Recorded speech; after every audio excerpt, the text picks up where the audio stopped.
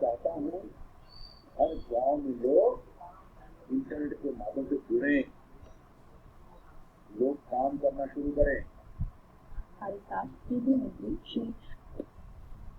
बात तो समझिए, प्रधानमंत्री जी ने 15 अगस्त को लाल किले से कहा था कि आने वाले 1000 दिन लगभग 3 साल में हम 3 साल में देश के 6 लाख ग्राम पंचायत के खाते में चर्चा किया। तो अब ये काम आपको करना है। आप लोग अभी तक देश में लगभग 2 लाख जगह इस काम को किए हैं, वाईफाई लाए हैं, लगभग 7,000 जगह भारत ग्राम पंचायत है, उसके ऊपर चलेगा। ये क्यों तय किया है?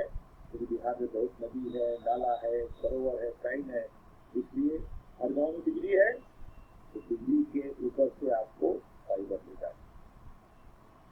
और बल्कि हम 5 जगह देंगे 1 साल फ्री, जो हमारे जीविका दीदी, हेलो, हमारी आशा दीदी है, तो वहाँ स्कूल है, साथ में तो देंगे 1 साल फ्री।